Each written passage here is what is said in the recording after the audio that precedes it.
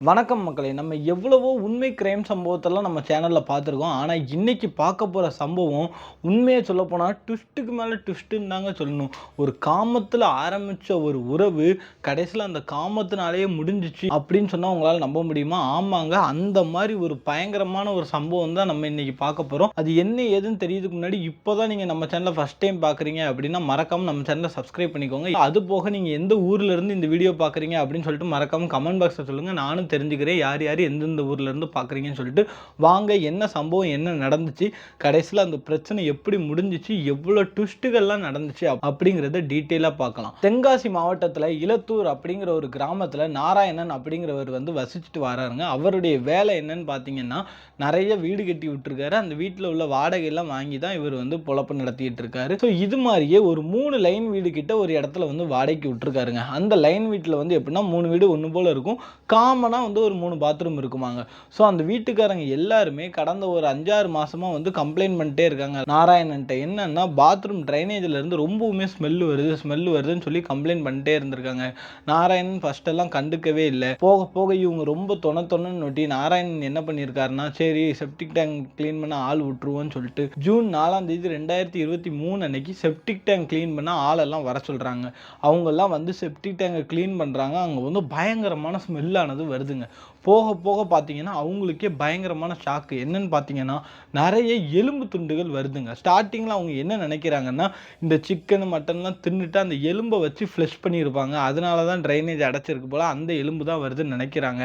ஆனால் போக போக க்ளீன் பண்ண மண்டை ஓடே கிடைக்குதுங்க. இதனால பயங்கரமான ஷாக்கு நாராயணனுக்கும் சரி, அந்த வீட்டில் வாடகைக்கு இருந்தவங்களுக்கும் சரி, அது போக க்ளீன் பண்ணவங்களுக்கும் சரி.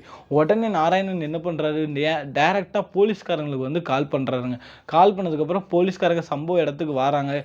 வந்து அந்த கிடைச்ச எலும்பு துண்டுகள் எல்லாத்தையுமே ஃபாரன்சிக்கு அனுப்பி விடுறாங்க. இதுக்கப்புறம் நாராயணன் இன்வெஸ்டிகேட் பண்ணுறாங்க. இவர் தான் யாரையாவது ஒருத்தரை கொன்று இந்த மாதிரி பண்ணியிருப்பாருன்னு சொல்லிட்டு யோசிக்கும்போது நாராயணன் சொல்கிறாரு, சத்தியமாக நான் இல்லை சார், நான் இந்த மாதிரி வாடகைக்கு தான் விட்டுருக்கேன், நான் இங்கே மேக்ஸிமம் வரவே மாட்டேன், பல நாட்களாக ட்ரைனேஜ் அடைச்சிருக்குன்னு சொன்னாங்க, அதனால தான் நான் க்ளீன் பண்ணதுக்கே இங்கே வந்தேன் அப்படிங்காங்க. ஸோ இதுக்கப்புறம் அட்டாப்சி ரிப்போர்ட்டு வருதுங்க. அதில் என்னென்னா பெருசாக ஒன்றும் கண்டுபிடிக்க முடியாது, ஏன்னா வெறும் எலும்பு மட்டும்தான் இருக்குது. இதை வச்சு என்ன கண்டுபிடிக்க முடியுமா? ஆனால் என்ன சொல்கிறாங்கன்னு பார்த்தீங்கன்னா, இந்த எலும்பு வந்து ஒரு ஆணோட எலும்பு, அதுபோக அவருக்கு வந்து ஒரு 20 to 25 வயசுக்குள்ளே இருக்கும் அப்படிங்கிற மாதிரி ஒரு டீட்டெயிலாக சொல்கிறாங்க.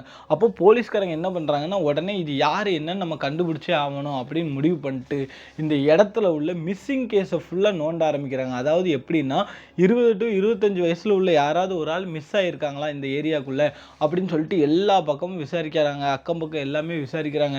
அப்படி விசாரிக்கும் போது தான் என்ன ஆகுதுன்னு பார்த்தீங்கன்னா, இந்த லைன் வீடு இருக்குது தெரியுமா, அந்த வீட்டுக்கு எய்த்தாப்புல உள்ள ஒரு பையனே மிஸ்ஸிங் அப்படிங்கிற மாதிரி தெரிய வருது. அது போக அந்த பையன் மிஸ் ஆன கேஸே வந்து அந்த போலீஸ் ஸ்டேஷனில், அதே ஏரியாவில் உள்ள போலீஸ் ஸ்டேஷனில் தான் அந்த கம்ப்ளைண்ட்டும் கொடுத்துருக்காங்க அப்படின்னு தெரிய வருது. ஸோ அப்போ அந்த பையன் யாருன்னு விசாரிக்கும் போது மாடசாமி அப்படிங்கிறது அந்த பையனோட பேருன்னு தெரிய வருது. அது போக அவனுக்கு வந்து 22 வயசு தான் ஆகுது. அவன் வந்து காலேஜ் படிக்கிற ஒரு கல்லூரி மாணவன் தான் அந்த மாடசாமி. அவன் தான் மிஸ் ஆகியிருக்கான் அப்படிங்கிற மாதிரி தெரிய வருதுங்க. ஸோ இப்போ போலீஸ்காரங்க உடனே என்ன பண்ணுறாங்கன்னா, அந்த மாடசாமி மிஸ்ஸிங் கேஸை பற்றி அவங்க அம்மா அப்பா கிட்ட கேட்க போகிறாங்க. அப்போ என்னென்னா, என்னோட பையன் வந்து ஒரு 6-7 மாதத்துக்கு முன்னாடியே காணாமல் போயிட்டான், அவன் எங்கே போனான்னு தெரில, எங்கிட்ட ஓடிக்கிடி போயிட்டான்னு சொல்லிட்டு நாங்கள் நினச்சிக்கிட்டோம். போலீஸ்காரங்கள்ட்ட கம்ப்ளைண்ட்டும் கொடுத்துட்டு அவங்க எந்த ஸ்டெப்பும் அதுக்கப்புறம் பெருசாக எடுக்கலை. ஸோ அதுக்கப்புறம் என் பையன் இன்ன வரைக்கும் திரும்ப வரல, எங்கேயோ ஓடி போயிட்டான்னு நினைக்கும் அப்படிங்காங்க. ஸோ இதுக்கப்புறம் என்னென்னா, இந்த மாடசாமி தான் ஒருவேளை இந்த மண்டை ஓட்டுக்காரனாக இருப்பானோ அப்படிங்கிற மாதிரி முடிவு பண்ணிட்டு அவங்களுடைய அப்பா அம்மாவுடைய டிஎன்ஏவை எடுக்கிறாங்க. அது போக அந்த எலும்போட டிஎன்ஏவையும் செக் பண்ணுறாங்க. செக் பண்ணும்போது 100% இவங்களுக்கு ஒரு ரிசல்ட் கிடைக்குது. என்னன்னா, அந்த 22 வயசு காலேஜ் பையனாகிய மாடசாமியோட மண்டவோடு தான் அது தெரிய வருது. அப்போ மாடசாமியை யாரோ கொன்று அந்த ட்ரைனேஜுக்குள்ளே போட்டிருக்காங்க அப்படிங்கிற மாதிரி தெரிய வருதுங்க. இதுக்கப்புறம் என்னாச்சுன்னு பார்த்தீங்கன்னா, அந்த வீட்டில் உள்ள எல்லாரையுமே, அதாவது ரெண்ட்டுக்கு இருப்பாங்க தெரியுமா, அவங்க எல்லாரையுமே இன்வெஸ்டிகேஷன் பண்ணுறாங்க. என்னென்னு பண்ணுறாங்கன்னு பார்த்தீங்கன்னா, இந்த ஸ்மெல்லு உங்களுக்கு எத்தனை நாளாக வந்துட்டு இருக்கு அப்படிங்கும்போது ஒரு 5-6 மாதத்துக்கு முன்னாடிலேருந்தே வந்துட்டு இருக்கு. ரொம்ப ஸ்மெல்லு வந்துக்கிட்டே இருக்கும். நாங்கள் வந்து நாராயணன்ட்ட எவ்வளவோ சொல்லுவோம், நாராயணன் வந்து கேட்கவே மாட்டார். நாங்களும் பினாயில ஊற்றி கழுவுவோம். கொஞ்சம் கொஞ்சமாக அந்த ஸ்மெல்லானது போய்கிட்டே இருந்துச்சு. ஸ்டார்டிங்கில் ரொம்ப அதிகமாக இருந்துச்சு, அப்புறம் கொஞ்சம் கொஞ்சமாக போச்சு. இப்போ அந்த அளவுக்கு அந்த ஸ்மெல் இல்லை. ஆனால் இப்போ தான் இவர் ட்ரைனேஜை க்ளீன் பண்ணதுக்கு ஆளே கூப்பிட்டு வராது அப்படிங்காங்க. ஸோ உடனே நாராயணன் இருந்துட்டு என்ன சொல்கிறாருன்னா, சார் இல்லை சார், நான் வந்து பெருசாக எதுவும் நினைக்கல, இந்த மாதிரி பாத்ரூம் ஸ்மெல்லுன்னு தான் நினச்சேன், இந்த மாதிரி இருக்கும்னு நான் எதிர்பார்க்கல சார் அப்படின்னு சொல்லி நாராயணன் வந்து போலீஸ்காரங்கள்ட்ட சொல்கிறாங்க. ஸோ இதுக்கப்புறம் என்னாச்சுன்னா, இந்த 3 பேர், அதாவது 3 வீட்டில் குடியிருக்காங்க தெரியுமா, அந்த 3 பேரை யார் யாருன்னு விசாரிக்கிறாங்க. அதில் 2 ஃபேமிலி வந்து சுமார் 2 வருஷமாகவே இந்த வீட்டில் குடியிருக்காங்க அப்படிங்கிறது தெரிய வருது.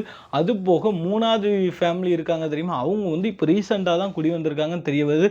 அதுக்கு முன்னாடி இந்த வீட்டில் இருந்தவங்க ஒரு 6-7 மாதத்துக்கு முன்னாடி வீட்டை காலி பண்ணிட்டாங்க அப்படிங்கிற ஒரு விஷயமும் போலீஸ்காரங்களுக்கு தெரிய வருது.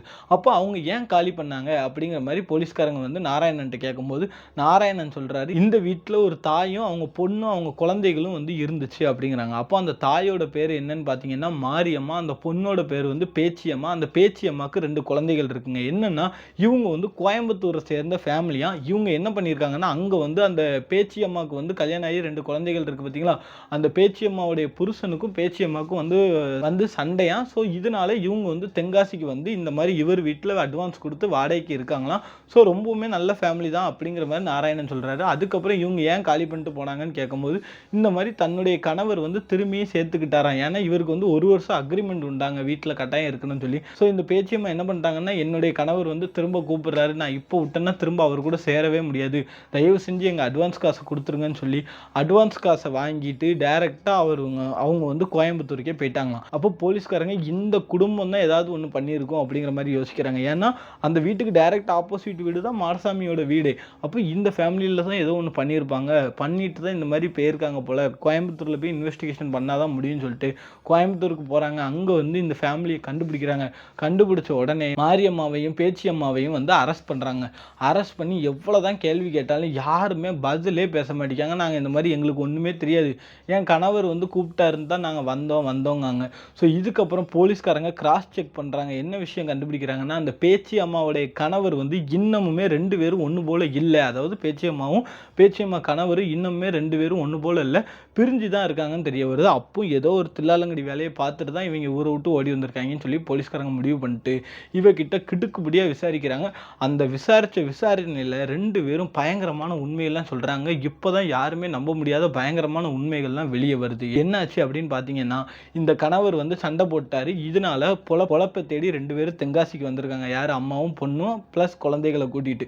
இதுக்கப்புறம் என்னாச்சுன்னா, இங்கே இருந்துட்டு பொழப்பை பார்த்துட்டு இருந்திருக்காங்க. அவங்க அம்மாவும் அந்த பொண்ணும் சேர்ந்து எங்கேயாவது வேலைகளை பார்த்துட்டு அது மூலியமாக வர்ற வருமானத்தை குடும்பத்திலையும் ரன் பண்ணிட்டு அது போக அந்த குழந்தைகளையும் வந்து படிக்க வச்சுருக்காங்க. ஸோ இப்படியே இவங்க ஃபேமிலியானது போயிட்டுருக்கு. ரொம்பவுமே பாவப்பட்ட ஃபேமிலி தான். ஸோ இதுக்கப்புறம் என்ன ஆயிருக்கு, எதிர்த்த வீட்டில் தான் அந்த மாடசாமிங்கிற காலேஜ் பையன் வந்து இருந்திருக்காங்க. அந்த காலேஜ் பையனுக்கு இந்த பொண்ணு மேலே ஒரு ஆசை. யார் மேலே, அந்த பேச்சியம்மா மேலே. ஆல்ரெடி இந்த பொண்ணுக்கு வந்து கல்யாணம் ஆகி 2 குழந்தைகள் இருக்குது. அது எல்லாமே தெரியும், அந்த மாடசாமிக்கும் தெரியும். ஆனாலும் மாடசாமி வந்து அந்த பொண்ணு பேச்சியம்மாள் மேலே ஆசைப்பட்டிருக்காங்க. ஆசைப்பட்டு என்ன பண்ணியிருக்காங்கன்னா, கொஞ்சம் கொஞ்சமாக பேச ஆரம்பிச்சிருக்காங்க. பேசும்போது பதிலுக்கு இந்த பேச்சியம்மாவும் பேச ஆரம்பிச்சிருக்கா. கொஞ்சம் கொஞ்சமாக ஃப்ரெண்ட்ஷிப் ஆகிருக்கு இவங்க 2 பேத்துக்கும். அது என்ன ஆகுதுன்னா, ஒரு கட்டத்தில் வந்து தப்பான உறவுக்கு வந்து அடித்தளம் போடுற மாதிரி ஒவ்வொரு விஷயமும் நடக்க ஆரம்பிக்குது. அந்த பேச்சியம்மாவுக்கும் தெரியுது மாரியப்பனோட இன்டென்ஷன் என்னன்னு. ஆனால் இந்த பேச்சியம்மாவும் இருந்துக்கிட்டு தன்னுடைய கணவர் இல்லாதனால அவங்க ஆசைக்காக அந்த பையனை யூஸ் பண்ணிக்கலாம்னு முடிவு பண்ணுறாங்க.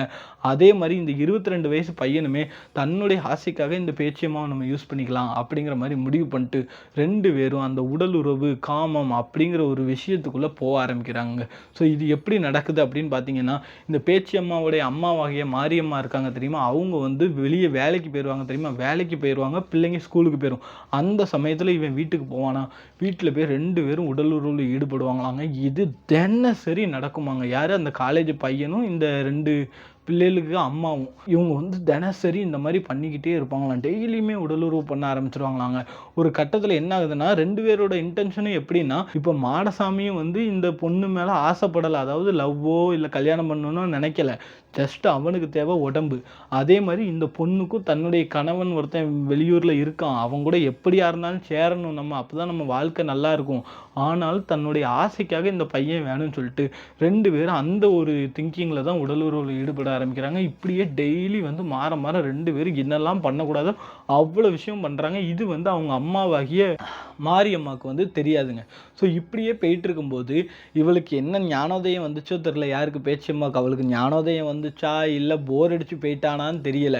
என்ன பண்ணியிருக்கா, இந்த மாடசாமி கிட்ட போயிட்டு இனிமேல் நம்ம வந்து இந்த உடலுறவுலாம் பண்ண வேண்டாம், இந்த மாதிரி தப்பு பண்ண வேண்டாம், என்றைக்கா இருந்தாலும் நான் என் கணவர்கிட்ட போகணும், இது நாளை பின்ன வெளியே தெரிஞ்சால் ரொம்ப அசிங்கமாயிரும், இது ரொம்ப தப்பு, என்னை நம்பி 2 பிள்ளைகள் இருக்குது, அப்படி இப்படின்னு சொல்லி உத்தமி மாதிரி அவன்கிட்ட பேசியிருக்கான். அந்த பையன் இத்தனை நாள் இவன் கூட டெய்லி உடலுறவில் இருந்து பழகிட்டானா. இப்போ அந்த பையனுக்கு என்னன்னா, இவ இல்லாமல் இருக்க முடியல. இதனால என்ன பண்ணுறான், சண்டை போடுறான். என்னால் உன் கூட ஒன்றா இல்லாமல் இருக்க முடியாது, ஒரு நாள் விடாமல், அதாவது டெய்லியுமே 2 பேர் இருந்திருக்காங்க பார்த்தீங்களா. ஸோ ஒரு நாள் கூட நீ இல்லாமல் என்னால் இருக்க முடியாது, நீ தயவு செஞ்சு இப்படிலாம் பண்ணாத வைக்காதன்னு சொல்லி பயங்கரமாக அந்த பிள்ளையை திட்டியிருக்கான். ஆனால் அவள் இருந்துக்கிட்டு இனிமேல் நீ என்னை தொடவே முடியாது, இனிமேல் என் கூட பேசாத வைக்காதன்னு சொல்லி பயங்கரமாக வந்து திட்டி விட்டுருக்கான். இப்போ தான் இந்த மாடசாமி வந்து ஒரு உண்மையான ரூபத்தை காட்டியிருக்காங்க. என்னென்னா, ஆல்ரெடி இவங்க 2 பேரும் உடலுறவில் ஈடுபட்டிருப்பாங்க தெரியுமா, அதை வந்து வீடியோ எடுத்து வச்சுருக்கான். யார்? அந்த மாடசாமி. அந்த வீடியோவை காட்டுறான். யார்கிட்ட? பேச்சியம்மா கிட்ட காட்டுறான்.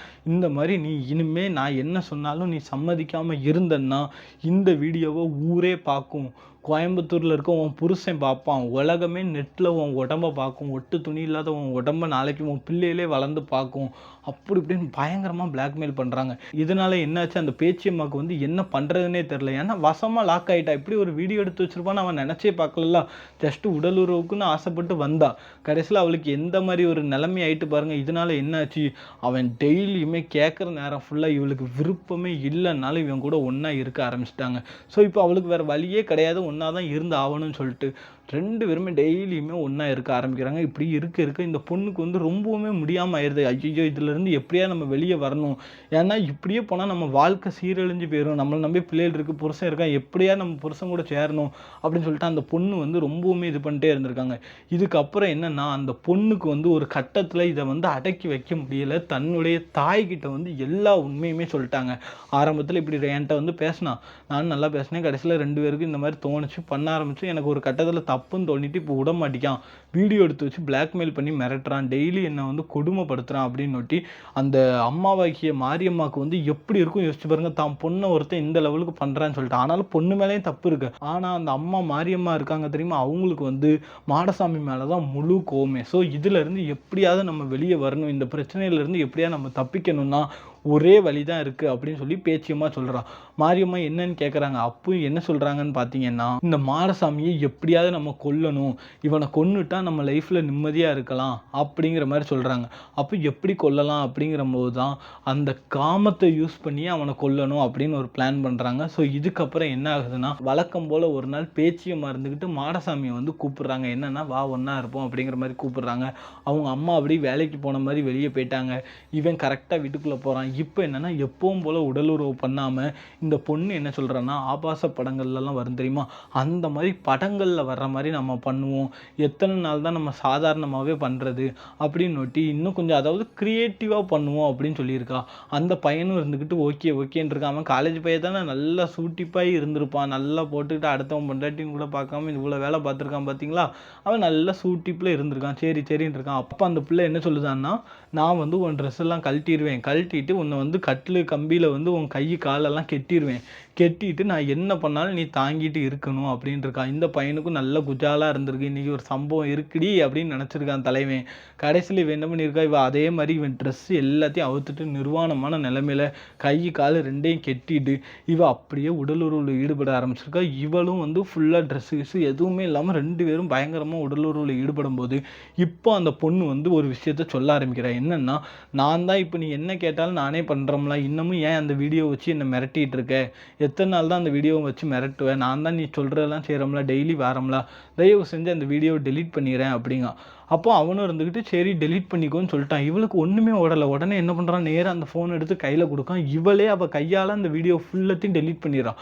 டெலீட் பண்ணதுக்கு அப்புறம் தான் ஒரு விஷயத்த சொல்கிறேன். என்னென்னா, நான் வந்து உன்னை மயக்கி எப்படி டெலீட் பண்ணேன் பார்த்தியா, இனிமேல் நீ என்னை மிரட்ட முடியாது, இனிமேல் உன் மிரட்டலுக்கெலாம் நான் ஆள் கிடையாது, நான் இனிமேல் நீ சொல்கிறதெல்லாம் செய்ய மாட்டேன்னு சொல்லி டக்குன்னு பல்ட்டி அடிச்சிட்டான். அப்போ மாடசாமி கீழே இருந்தவன் சிரிக்க ஆரம்பிச்சிட்டான். ஏன்டி நீ இப்படிலாம் பண்ணுவேன்னு எனக்கு தெரியாதா? ஏன் உன் கையில் கொடுத்து டெலிட் பண்ண தெரிஞ்ச எனக்கு பேக்கப் எடுத்து வைக்க தெரியாதா? ஆல்ரெடி என் கம்ப்யூட்டர் எல்லாத்துலேயுமே பேக்கப் எடுத்து வச்சுட்டேன் அப்படிங்கிற மாதிரி சொல்லிட்டாங்க. இதுக்கப்புறம் தான் இவன்கிட்ட எப்படியாவது டெலிட் பண்ணிட்டு இவனுடைய கான்டாக்டை முறிச்சிடலான்னு சொல்லிட்டு பேச்சியம்மா வந்து யோசிச்சிருக்கான். ஆனால் இவனை வந்து நம்ம ஒன்றுமே பண்ண முடியாது, இவனை கொலை பண்ணுறது மட்டும்தான் நம்மளுக்கு ஒரே வழின்னு சொல்லி பேச்சியம்மா முடிவு பண்ணிட்டு, அதாவது பேச்சியம்மாவும் அந்த உடலுறவு தான் ஈடுபட்டு இருக்கான், அவனும் அப்படி தான் ஈடுபட்டு இருக்கான். அப்படி உடலுறவு ஈடுபடும் போதே கழுத்தை நெரிக்க ஆரம்பிக்கிறாங்க பேச்சியம்மா. கழுத்தை நெரிக்கும் போது அவன் அப்படியே மூச்சு திணறிட்டு இருக்கான், ஆனால் சாவ மாட்டிக்கான், அப்படி இருக்கான். இப்போ என்ன பண்ணன்னு தெரியாமல் இவன் கை கால்லாம் ரெண்டும் கெட்டி கிடக்கு பார்த்தீங்களா. உடனே என்ன பண்ணுறான், டைரெக்டாக தலைவாணி எடுக்கிறா. தலைவாணி எடுத்து அப்படியே மூச்சை பிடிச்சி ஒரு 5-6 நிமிஷம் கழித்து அவன் அப்படியே மூச்சு நின்று அந்த இடத்துலயே இறந்து போயிடுறாங்க. இறந்து போனாட்டி விறுவிறுன்னு ட்ரெஸ் எல்லாம் மாற்றிட்டு தான் அம்மாவுக்கு ஃபோன் அடிக்க. அம்மாவும் வாரா. அம்மா கூட யார் வரான்னு பார்த்தீங்கன்னா அந்த மாரியம்மாவுடைய தம்பியான தங்கப்பாண்டி வராங்க. அந்த தங்கப்பாண்டி எதுக்கு வரான்னு பார்த்தீங்கன்னா, அந்த தங்கப்பாண்டி கிட்ட இந்த மாதிரி நடந்த விஷயத்தெல்லாம் சொல்லி எங்களுக்கு சப்போர்ட்டாக இரு, எங்களை காப்பாற்றுன்னு சொல்லி அந்த தங்கப்பாண்டியுமே கூப்பிட்டுருக்காங்க. அவனுமே வந்திருக்கான். ஸோ இப்போ என்ன பண்ணியிருக்காங்கன்னா, இவங்க 3 பேருமே சேர்ந்து அந்த மாடசாமியோட உடம்பு எடுத்துகிட்டு போய் நேராக அந்த பாத்ரூம் ட்ரைனேஜில் கொண்டு போய் போட்டிருக்காங்க. யாராவது ஸ்மெல் அடித்தா கூட பாத்ரூம் ஸ்மெல்லுன்னு தான் நினப்பாங்க. ஸோ அதனால் யாரும் கண்டுபிடிக்க மாட்டாங்க அப்படின்னு சொல்லிட்டு ட்ரைனேஜில் போட்டிருக்காங்க. போட்டதுக்கப்புறம் என்ன ஆகிட்டுன்னா, இங்கே நம்ம இனிமேல் ஒரு நிமிஷம் கூட இருக்கக்கூடாது, இங்கேருந்து எப்படியா நம்ம கிளம்பிடணும்னு சொல்லி முடிவு பண்ணிட்டு மறுநாளே வீட்டு ஓனராகிய நாராயணன்ட்ட போயிட்டு இந்த மாதிரி என் மகளை வந்து அவள் புருஷன் வந்து ஏற்றுக்கிறாரு, இதுக்கப்புறம் நாங்கள் போகலன்னா அவர் கண்டிப்பாக ஏற்றுக்க மாட்டார், நாங்கள் தயவு செஞ்சு பெய்யே ஆகணும், ஸோ தயவு செஞ்சு அட்வான்ஸ் கொடுங்கன்னு சொல்லியிருக்காரு. இந்த நாராயணனும் இருந்துக்கிட்டு ஐயோ அந்த பொண்ணு வாழ்க்கை முக்கியம் அப்படின்னு சொல்லி அட்வான்ஸ் கொடுத்துருக்காரு. இவங்க அப்படி கிளம்பிட்டாங்க. ஸோ இதுக்கப்புறம் அப்படி நார்மலாக ஆயிருக்குங்க. நிறைய ஸ்மெல்லு வந்திருக்கு. யாரோட ஸ்மெல்லு? அந்த டெட் பாடி ஸ்மெல்லு தான் வந்திருக்கு. ஆனால் அந்த வீட்டு மக்கள் எல்லாருமே இது வந்து ஜஸ்ட்டு பாத்ரூம் ஸ்மெல்லு தான் போல், ட்ரைனேஜ் ஸ்மெல்லு தான் அப்படின்னு நினச்சிருக்காங்க. கடைசியில் என்ன இருக்குது, அது ஒரு பாடியோட ஸ்மெல்லு அப்படிங்கிறது தெரிய வந்திருக்கு. எப்போன்னு பார்த்தீங்கன்னா அந்த செப்டிக் டேங்க் க்ளீன் பண்ணும்போது தான். இந்த சம்பவத்தை ஃபுல்லத்தையுமே போலீஸ்காரங்கள்ட்ட விலாவரியாக சொல்கிறாங்க. யார்?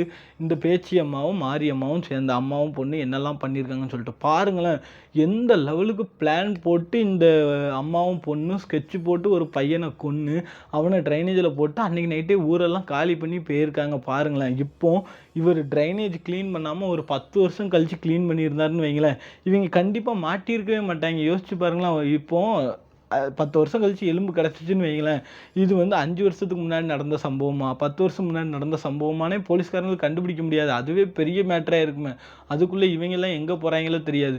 ஸோ நல்ல வேலைக்கு ட்ரைனேஜ் அன்னைக்கு க்ளீன் பண்ணலன்னா இந்த சம்பவத்திலேருந்து அந்த 2 பேரும் அழகாக தப்பிச்சிருப்பாங்க. என்னை பொறுத்தளவு என்னென்னா, இந்த சம்பவத்தில் யார் மேலே தப்பு நீங்கள் யோசிச்சு பாருங்களேன். என்னதான் இருந்தாலும் அந்த காலேஜ் பையன் மேலே தப்பு இருக்கு. அவன் இந்த லெவலுக்கு ஒரு கேவலமாக நடந்திருக்கக்கூடாது. அடுத்தவன் பொண்டாட்டி மேலே ஆசைப்படலாமா அவன்? ஆனால் இந்த பொண்ணு இருந்துக்கிட்டு அதுக்கு இடம் கொடுத்துருக்கா பாருங்களேன். நல்லா யோசிச்சு பாருங்கள். காமத்தில் ஆரம்பித்த ஒரு பிரச்சனை கடைசியில் காமத்திலே முடிஞ்சு போச்சு. அவன் எந்த லெவலுக்கு காமத்தில் அந்த பொண்ணு மேலே ஆசைப்பட்டானோ கடைசியில் அதே காமத்தினாலே அவன் உயிரே போயிட்டு. அந்த காலேஜ் படிக்கிற பையன் வெறும் 22 வயசு, அவனுக்குலாம் என்ன அந்த லெவலுக்கு இருக்குன்னு கேட்கேன். அந்த லெவலுக்கு அவன் அந்த டைமில் வந்து மூளை மழுங்கி போய் அந்த லெவலுக்கு அந்த கெட்டு குட்டி சோறாக போய் இருக்கான். அதனால தான் இவ்வளோ சம்பவம் நடந்திருக்கு. இதுக்கப்புறம் இவங்க 2 பேரையும் வந்து ஜெயிலில் போட்டாங்க. இப்போவும் ஜெயிலில் தான் இருக்காங்க. பாருங்கள், இப்போ அந்த புருஷங்காரன் நாளை பின்ன இவ்வளோ ஏற்றுப்பாளா? ஏற்றுக்கவே மாட்டான். சும்மையே சண்டை போட்டு அனுப்பி விட்டுவேன். இப்போ பாருங்கள், அந்த குழந்தைகளோட வாழ்க்கை என்னாச்சு? அம்போ அவ்வளோதான். அந்த புருஷங்காரன் சும்மாவே குழந்தைகளை வந்து பார்க்கல. அப்போ இனிமேல் அந்த குழந்தைகளை யார் எடுத்து பார்ப்பா? அந்த குழந்தைகளுடைய வாழ்க்கையும் அவ்வளோதாங்க. ஸோ இந்த சம்பவத்தினால கடைசியில் யார் பாதிக்கப்பட்டிருக்கா? அந்த 2 பச்சிலும் குழந்தைகள் தாங்க. ஸ்கூலுக்கு போயிட்டு இருந்த குழந்தைகள் தாங்க பாதிக்கப்பட்டுச்சு. இப்போ இவளோட நிலமை முடிஞ்சு போச்சு. ஆனால் என்னதான் இருந்தாலும் இவளும் அப்படி போயிருக்கக்கூடாது. இவளும் ஆசைக்காக உடலுக்காக போயிட்டா. கடைசியில் இவன் அனுபவிச்சுட்டு இருக்கா. அவன் வந்து போயிட்டான், செத்து போயிட்டான். இந்நேரம் நரகத்தில் தான் இருப்பான், வேற எங்கே இருக்க போகிறான்? ஸோ இந்த சம்பவத்தை பற்றி நீங்கள் என்ன நினைக்கிறீங்க அப்படின்னு சொல்லிட்டு கமெண்ட் பாக்ஸில் சொல்லுங்கள். இதே மாதிரி இன்னொரு வீடியோவில் வந்து உங்களை வந்து சந்திக்கிறேன். அதுவரை உங்களிடமிருந்து விடைபெறுகிறேன். வணக்கம்.